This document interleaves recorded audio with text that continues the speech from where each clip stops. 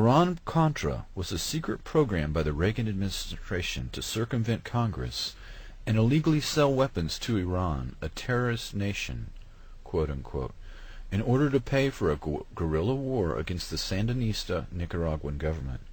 When the operation was uncovered, it also uncovered an off-the-books operation that, in the words of one man, was a secret government with its own permanent funding mechanism and its own army, navy, and air force. The exposure of Iran-Contra operation revealed the tip of the iceberg.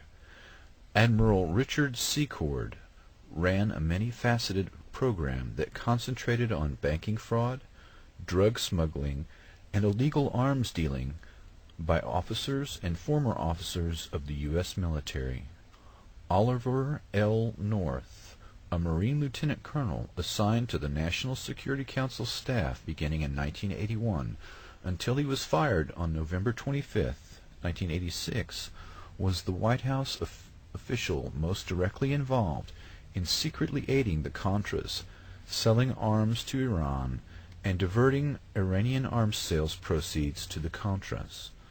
North, who was Deputy Director of Political Military Affairs, reported many of his activities to his superiors, National Security Advisor Robert C. McFarlane, and later John M. Poindexter. He later claimed to have taken much of his direction from Central Intelligence Agency Director William Casey. More significantly, North testified repeatedly that he believed President Reagan was aware and approving of his activities. North was unable to offer direct proof of presidential knowledge and authorization.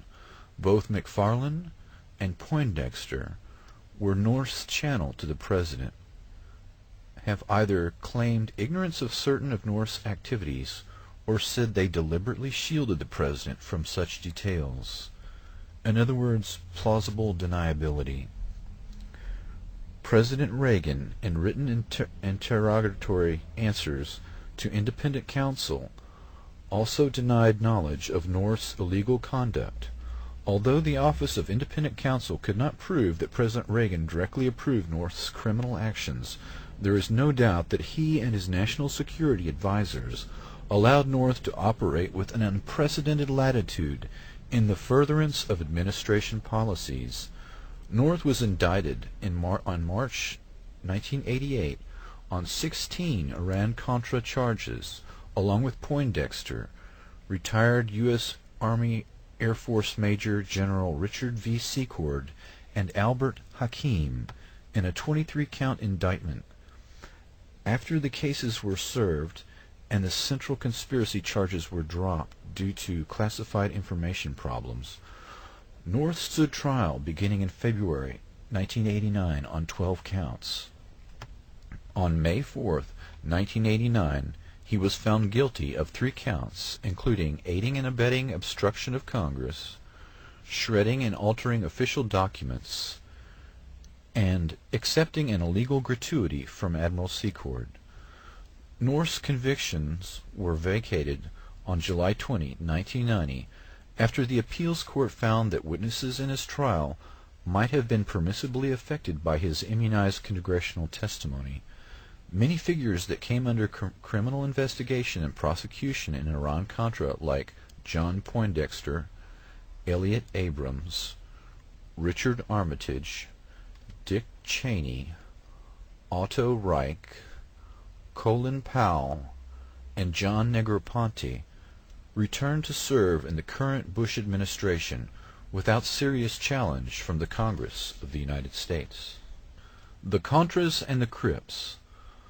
A San Francisco Bay Area drug ring sold tons of cocaine to the Crips and Bloods street gangs of Los Angeles and funneled millions in drug profits to an arm of the Contra guerrillas of Nicaragua run by the Central Intelligence Agency, the San Jose Mercury News has found. This drug network opened the first pipeline between Colombia's cocaine cartels and the black neighborhoods of Los Angeles, a city now known as the crack capital of the world. The cocaine that flooded in helped spark a crack explosion in urban America and provided the cash and connections needed for LA's gangs to buy weapons. It is one of the most bizarre alliances in modern history, the union of a U.S.-backed army attempting to overthrow a revolutionary socialist government and the gangsters of Compton and South Central L.A. The Army's financiers, who met with CIA agents before and during the time they were selling the drugs in L.A., delivered cut-rate cocaine to the gangs through a young South Central crack dealer named Ricky Donnell Ross. The investigative reporter Gary Webb, who broke this story that no other major newspaper would run, was found murdered in what can only be described as a staged suicide.